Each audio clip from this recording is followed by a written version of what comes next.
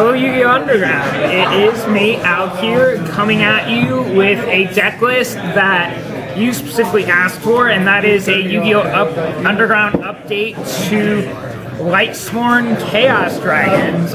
Before you saw Zach Busch premiere at last format, and so now I'm giving you a rough draft of what can be possible with the deck this format, just some ideas for it, and we will continue giving you updates if you want them based on how things go, because there's this card called Ophion in the format now, and it's evil. You guys thought Crimson Blader was bad, wait until you see Ophion. Oh yeah, and don't even get me started. I completely forgot about that card today. Alright, so, for the Chaos Dragons, you have 3-Ray Pulsar, pretty standard. 1 Miscut Eclipse Wyvern, because it's beautiful.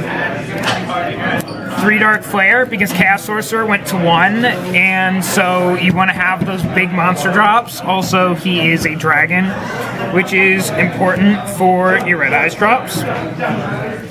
And your Dark Hunt. So that is the Chaos Dragon aspect of the deck.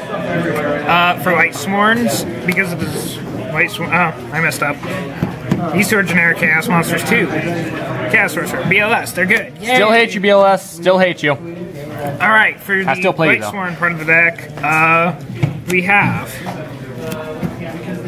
3 Lila, pop back row, 3 Raikou, play 3, not 2, because this is the Lightsworn version, so you want to mill more, and it's an out to Ophion, and you want to have as many of those as possible without destroying the consistency of your deck. 1 Aaron is good. 1 Lumina, also good. 1 Jane, also good. They're situational. They serve the purpose of your other names, and they mill, and this is just awesome. I love this card. But can't fit room for more than 1 because deck's height. And the Random Judgment Dragon, because this is Lightsworn Dragons, and not just generic Chaos Dragons. We make it Lightsworn Dragons because the Lightsworn extra milling really helps with the sack factor, and the format is moving fast, so you need to have a sacky deck or you're going to have a bad time. Or a tier 1 deck. Or Fire Fist. Alright. Tier 1. So, now for the... Tier 0. I think these are all dark. Yep, now for the generic dark monsters that we play. The Tour Guide engine, 2 Tour Guide, 1 Night Assailant. Night Assailant you can discard, pick up Raikou, it's fun. Tour Guides, because they make your X-Seeds, and you can then overlay for additional outs to Ophion, and also overlay your way in any situation. Overlay your way situation. Tour Bus. Not Tour Bus. Tour Bus. You could probably play Tour Bus, but I'm not paying $15 for a Tour Bus for this. I own a Tour Bus, do you want to borrow it? No. Okay. Now for our other dark engine, we are playing a laughable Gravekeeper's engine of 1 Spy and 2 Guard. Obviously, people, you can say it's not inconsistent, because nothing in this deck is ever inconsistent, because if you ever draw a card you don't want, you just pitch it for Light Pulsar. So you can kind of get away with whatever you want. These are outs to Ophion, so these are actually the main attraction of this engine. But also, we're attacking the 1 Spy, because if you draw a Spy before you draw into your guards, flip the Spy, grab a guard, go into a rank 4 play, and you can try to make outs that way. Basically, we are sticking with, unlike Chaos Dragon decks I've played in the past, where the objective of Chaos Dragon decks I've played in the past is to sack people really hard. For this deck, we tried to keep it in the spirit of Zach Busch's original build, and we want to have this control aspect in there so that we can deal with the format in a way that is not stupid and is fun to do. Fan of Chaos copies Judgment Dragon and other things, but mostly Judgment Dragon. Flag Spreader, because you mill a lot and you want cards that you like to mill. Also, he's very important because you can make level 8s with your Light Pulsar, and you'll see when we get to the extra deck, level 8, you want to make level 8 Dark Dragons in the event that your Red Eyes Darkest Middle Dragon gets bottomless, so that you still have good cards to pick up with Pulsar. Can make Stardust to protect your plays, make just a bunch of different stuff. You play Flag Spreader because he gives you a lot of options. Gale, it's an out to Ophion, and it's just another good tuner and another solid dark monster for the deck. And our 2 hand traps, 2 Battle Fader to stop you from getting murdered.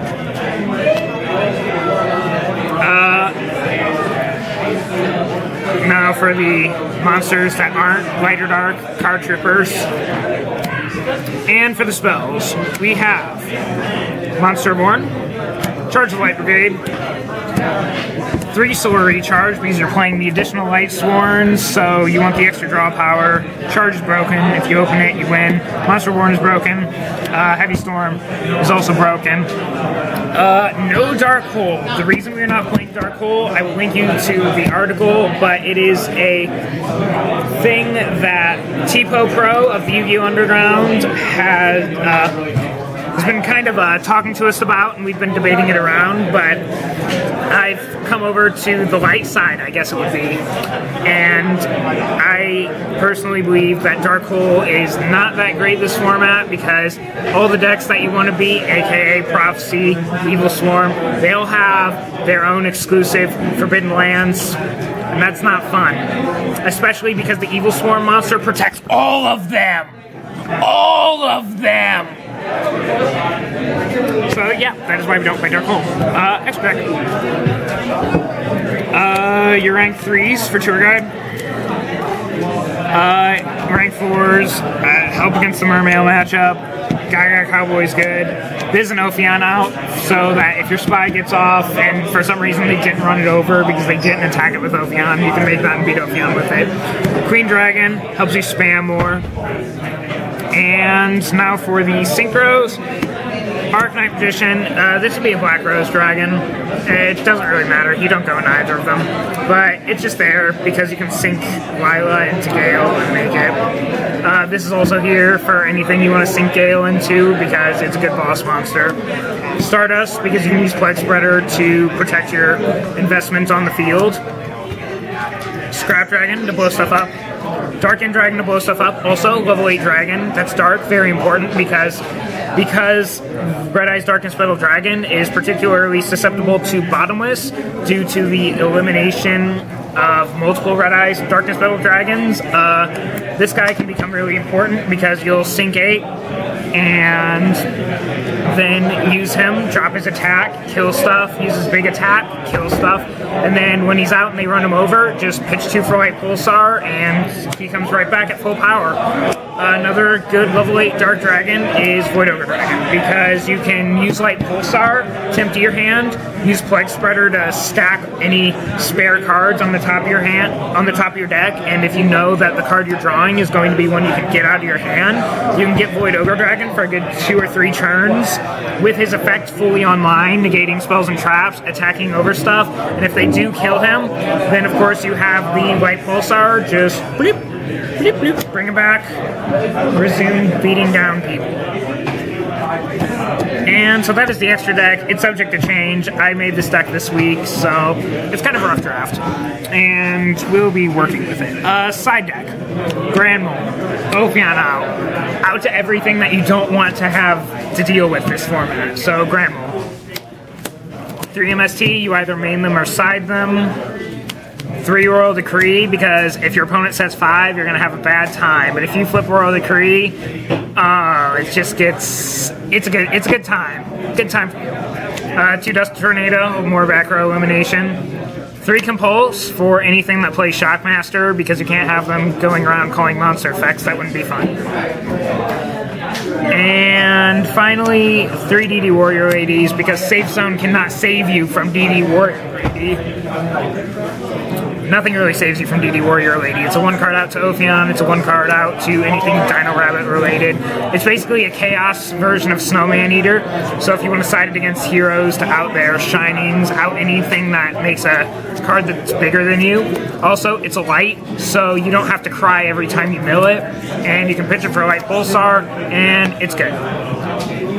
So, that is our version updated for the new format of Zach Busch's Lightsworn Dragons. We appreciate when you give us video ideas because we are really dull people who can't think of them ourselves. So, like this video and comment down below with what other videos you would like us to do after we are thoroughly destroyed by AP test. Yeah, it might be a while till we post again. You remember how there was a big break when we had to do all those IB projects? There's gonna be another one again. We know you love us. Okay.